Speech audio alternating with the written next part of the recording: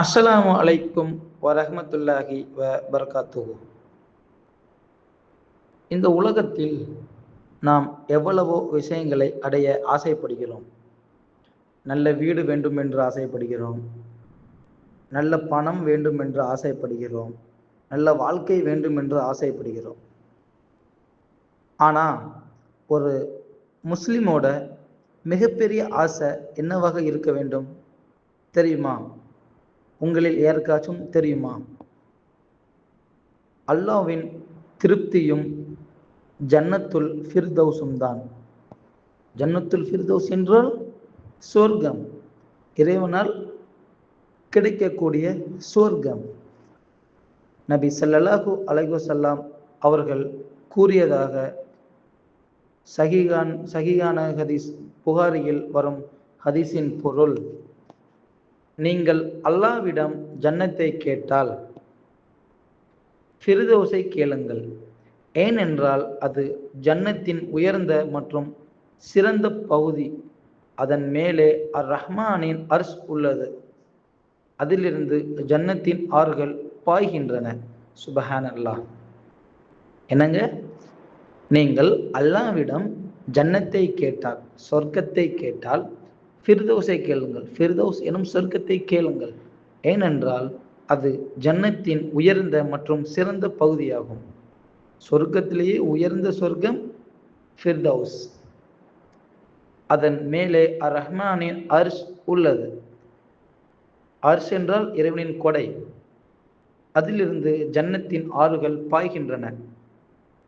அப்படிப்பட்ட ஜன்னத்தை அடைய நாம் என்ன செய்கிறோம்? நம்முடைய தொழுகையை பாதுகாக்கிறோமா? அல்லாஹ்வை நினைக்கிறோமா? பெற்றோரை மதிக்கிறோமா? ஹராமை விட்டுவிட முயற்சி செய்கிறோமா? பாவம் செய்துவிட்டால் உண்மையான தௌபா செய்கிறோமா? நாம் பரிபூரணமான மனிதர்கள் அல்ல. தவறு செய்வோம், பலவீனப்படுவோம், சில நேரங்களில் பாவத்திலும் விழுந்து விடுவோம். ஆனால் முக்கியமானது என்ன தெரியுமா? விழுந்த இடத்திலேயே கிடப்பது அல்ல, மீண்டும் அல்லாஹ்விடம் திரும்புவதுதான். ஒரு விஷயம் நடந்துருச்சு, ஒரு தவறு செஞ்சுட்டோம், அந்த தவறிலே கிடக்கிறதுக்கு இல்லாமல் இறைவனை நோக்கி திரும்புறது தான் ஒரு நல்ல ஒரு டேர்னிங் பாயிண்ட். ஜன்னத்துல் ஃபிர்தௌஸ் என்பது வெறும் ஆசையாக மட்டும் இருக்கக்கூடாது, அதை அடைய முயற்சி செய்ய வேண்டும். நம்முடைய ஒவ்வொரு தொழுகையும், ஒவ்வொரு நல்ல வார்த்தையும், ஒவ்வொரு தர்மமும், பெற்றோருக்கு செய்யும் ஒவ்வொரு உதவியும், ஹராமை விட்டுவிடும் ஒவ்வொரு முடிவும் நம்மை அல்லாஹ்வின் நெருக்கத்திற்கு அழைத்து செல்லும். ஒரு நாள் இந்த உலக வாழ்க்கை முடிந்துவிடும்.